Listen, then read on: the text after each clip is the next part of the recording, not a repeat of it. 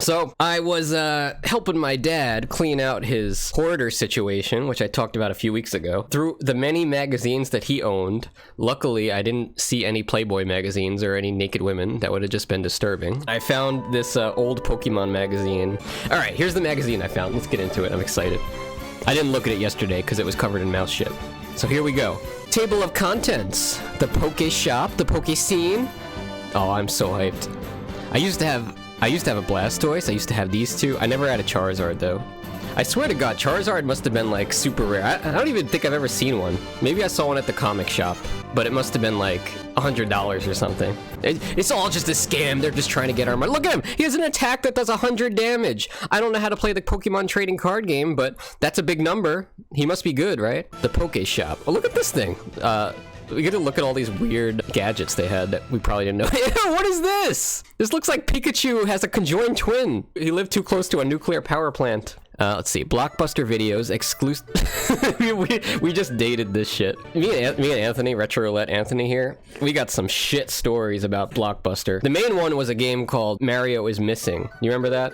You remember playing Super Mario World in the early 90s and being like, wow, this is the best thing ever.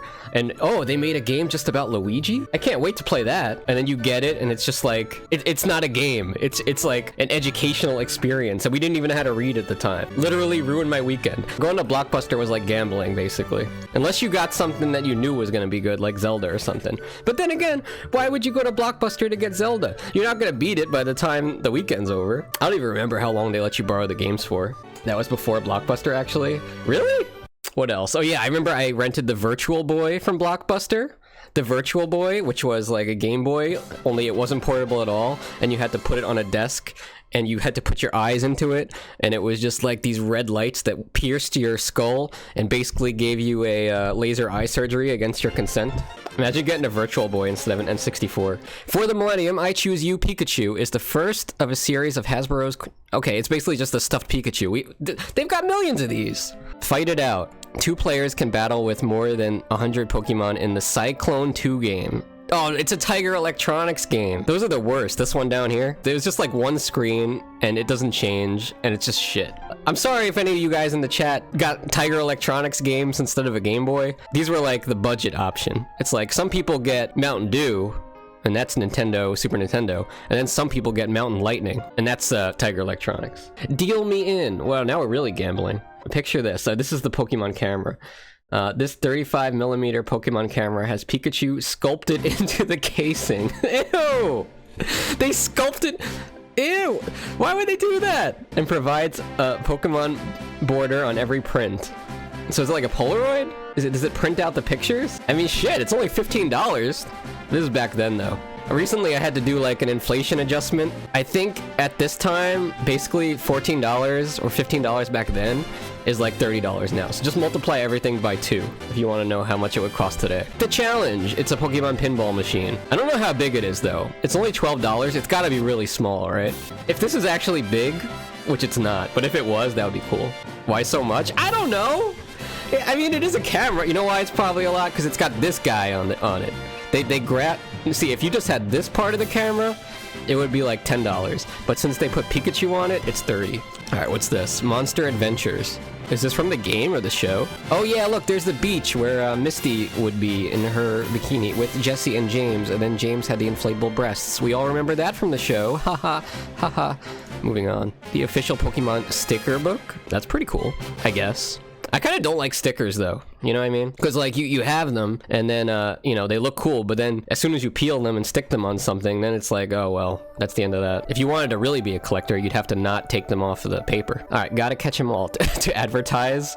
Call Dave. Should I call Dave? I'm gonna call Dave. Let me get this. Oh yeah, I'm gonna call that later and ask for Dave. Stick around. Fox, when you call them, you should ask for a Snorlax. All right, ask for Snorlax. Got it. The Poke Shop. Fill it up. This is a backpack. Okay, very nice, very nice. With pencils. Dude, you know some kid in elementary school that had all this Pokemon gear was getting mad girls. And like, not that he would know, you know, how to do anything with a girl, but they'd be hanging around him, you know what I mean? And then as soon as he went to middle school, he got his ass kicked. It's like, it just flips on its head instantly over the summer. Oops, making mistakes. Put some toy island Pokemon erasers. Ha, yeah, right. Actually, that'd be kind of sick. Imagine erasing something with these Pokemon, but like as you erase them, like their body slowly gets removed. So like if you started erasing things with Pikachu's head, eventually you just have everything from his neck down. You decapitate him by your mistakes. Have fun with Bulbasaur Pencil Sharpener. I think I had this Pokédex, and it legit had all the 151 original Pokemon in it. It was pretty cool. I don't know where it went though. Somebody probably stole it. Alright, enjoying the Pokemon Blitz? Good, because it's getting hotter and hotter. You can't go anywhere without seeing Pokemon. Trading card games, movies, video games, comic books, toys. They should have called them manga, actually. I don't know why they call them comic books. Backpacks, jewelry. Jewelry? Lollipops, you name it. Must have cards. A Mew. Japanese fossil.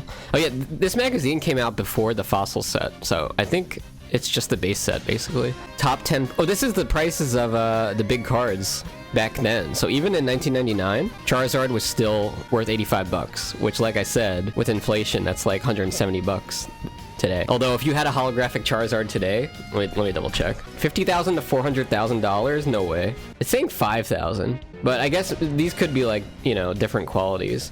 So $5,000, imagine that investment, dude. A $4,900 profit. But who would have guessed? Like, back when I was a kid, when these cards came out, my parents were like, you know, they're not gonna be worth anything. They're just gonna wind up sitting in the attic collecting dust. Little did they know, little did I know, they were actually like a retirement plan. Who would have guessed? US Jungle? Oh, I forgot Jungle was a set too.